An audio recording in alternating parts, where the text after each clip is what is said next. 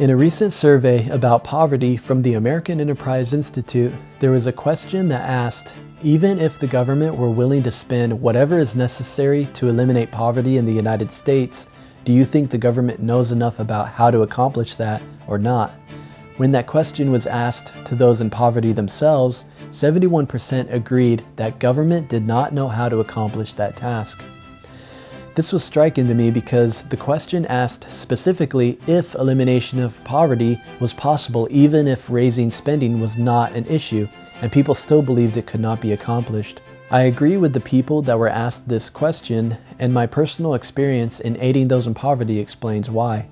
Many years ago, I served a mission for the Church of Jesus Christ of Latter-day Saints. I volunteered to go to parts of South Carolina and Georgia to teach people the gospel of Christ. As missionaries, we talked with many people and just went about helping others. I spent this time mostly around people who were in poverty. One day, my companion and I were out knocking on doors. When we reached a dilapidated house, a man opened the door and allowed us to come in to teach him about our beliefs.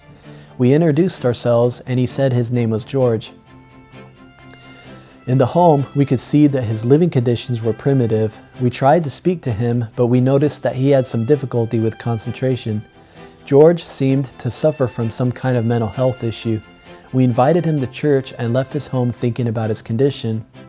After we left, my companion and I called our local bishop and told him about George.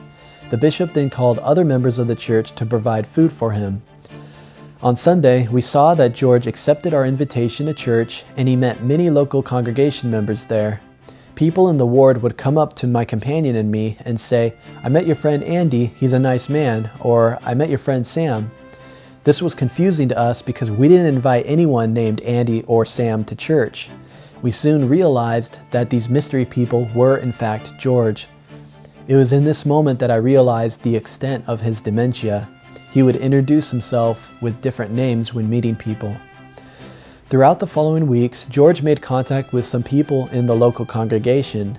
George's mental illness made it difficult for him to work or to go out to receive assistance himself. In this experience, it is important to note that George was not only helped, but that he now belonged to a community that looked out for each other.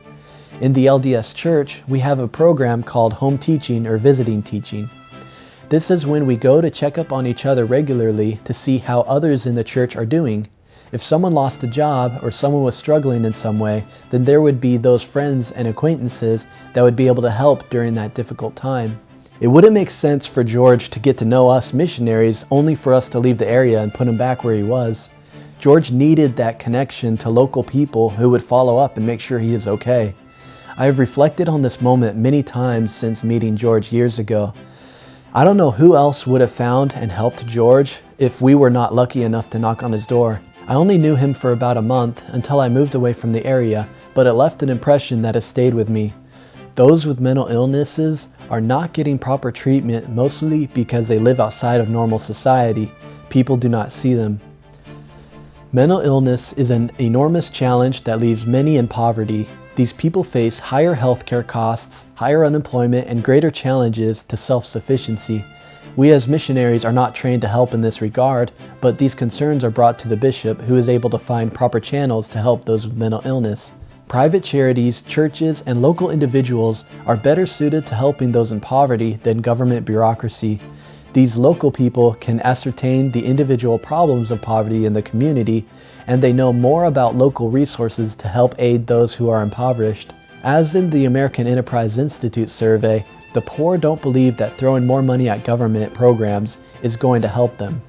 The reason I discovered why is that government cannot create the essential characteristics of community that are vital for helping them. Private people have local, contextualized knowledge about the circumstances of individuals in poverty that the government does not and cannot possess. My experience was with the LDS Church, but any private charity, organization, or individual can use the same tactics to alleviate poverty. If we want to see the conditions of the worst off improved, that means all of us need to get out and take action, not expect government to be able to do it for us.